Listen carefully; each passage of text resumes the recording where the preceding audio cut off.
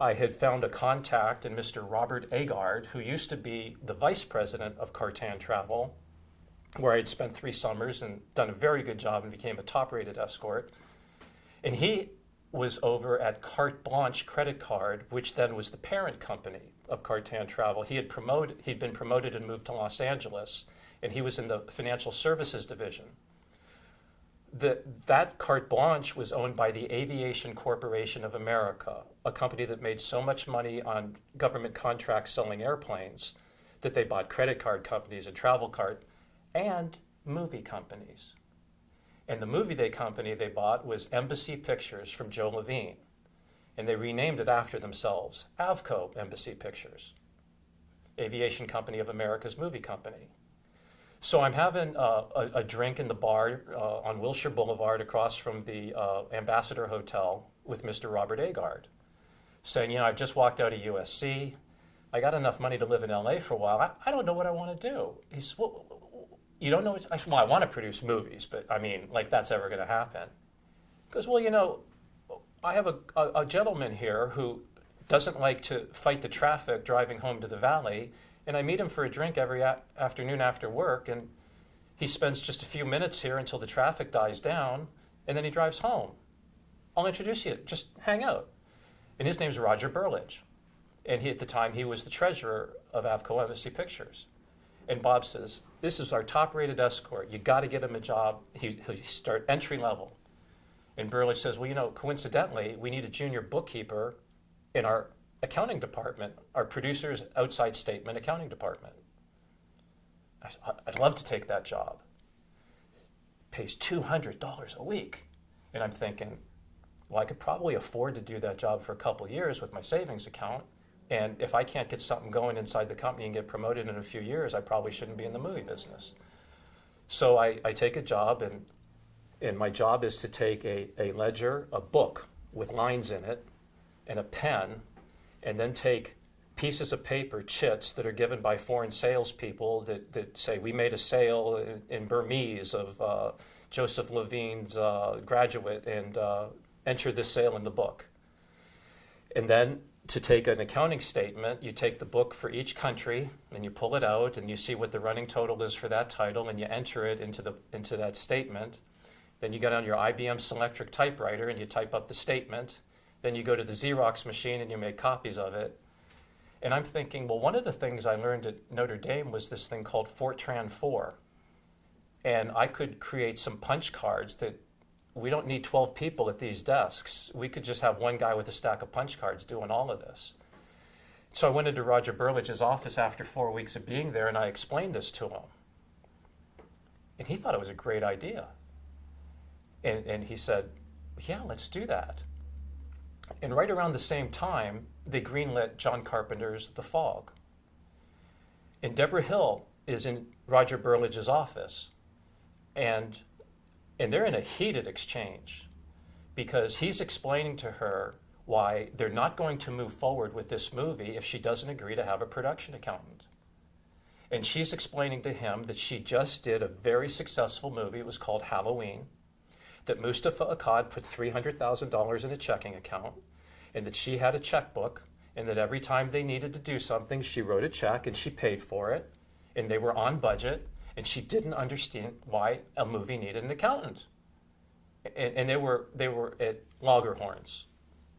That movie wasn't moving forward with an accountant, and she wasn't moving forward with one. And they look out the window, and she makes eye contact with me, sitting there being 21 years old and doing the ledger. And I had this way that I would dress when I was 21, where I had a very skinny tie, and I kept the first 2 buttons unbuttoned, and then instead of wearing a gold chain like everybody at the discos wore, I had the skinny tie coming down from there. Some people thought it was stupid, some people thought it was fashionable. Deborah Hill thought it made me unique in a sea of accountants. And I had reasonably long hair because I was overreacting to having been in the Navy and having a crew cut. So she points at this long-haired guy at the accounting desk with the skinny tie, and she says, well, if it's him, it'll be okay. I guess she was mostly concerned about the vibe of what all of her CPAs who handled her. She and John Carpenter had a company called Hilltopper Productions. And they had excellent, excellent accountants from top accounting firms handling all their books and affairs. And apparently her interfacing with these people was very stiff and formal, and she just didn't want that environment on her show. And she never met me or said a word to me. She just pointed at me and said, if he's the accountant, it'll be okay. I then became the accountant on The Fog. And I was a loan out to her, which meant that when the show was over, I got my job back at AVCO Embassy. So as soon as I got back at AVCO Embassy, Roger said, I've really been thinking about this idea. Tell me more about Fortran. We're going to do it. So they hired a programmer named Leo Katz that came in just for the job. He had a great resume and he knew how to do it. But there became a tediousness to it where every single deal that Joseph Levine made, 400 of them, had to be reduced to a set of terms. You know, like you said, what's the term? Perpetuity, U.S. only, Canada only, U.S. and Canada, not Puerto Rico. You know, so, you know, what's the territory? What's the term? 10 years, 15 years, perpetuity. And what are the rights? Theatrical only, theatrical and television. And I learned some really interesting expressions going through that. I learned the expression that for territory, that the best thing you write is the universe. Because if you think about it, things are always evolving, and maybe one day there'll be exhibition on Mars and the Moon and you don't have the rights because you have worldwide rights. So worldwide isn't as good as universe. And the expression all is also not good, because if you get all the rights to something, when they invent a new way to distribute, like the internet, which wasn't around when we were doing this project, well, you will have all rights, but they will argue that it was all rights that were then known.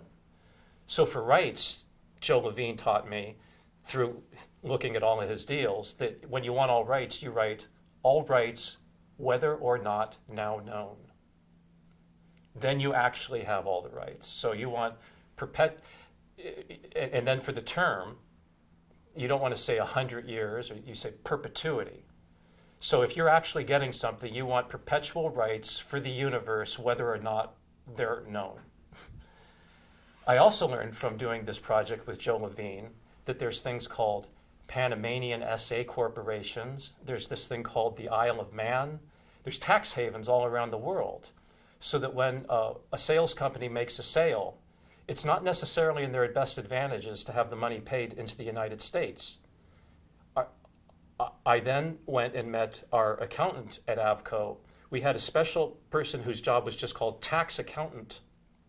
That's how many deals we were doing and how many of these things were going on. His name was Rick Steele, great man. And Rick brought me into his office one day and says, take a look at this. And I see on his bookshelf about 6 feet, and a second shelf about 6 feet, and a third shelf, you're getting the idea. If in linear measurement on that year, I realized that there was about 24 linear feet of tax code. And I say to him, this is probably incomprehensible. He says, well, it's not incomprehensible. He says, but there's a lot of tax laws. So, well, why are there so many tax laws? And he looks at me right in the eye and he says, so that rich people can use it to their advantage any way they want. That when you have that many laws, then rich people with high-powered attorneys, they can pretty much take any position and prove that they're right, because look at all the laws they have to make their position. It's just for rich people. That's their tax code is here to serve the rich. So, wow, that's something. So I needed I could not handle the digest on my own, so I told Roger, we need more help. He says, well, I've been approached by Yale MBA if we would take on an intern from their program. I said, that'd be great.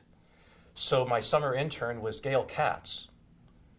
Gail went on to produce Paul Verhoeven.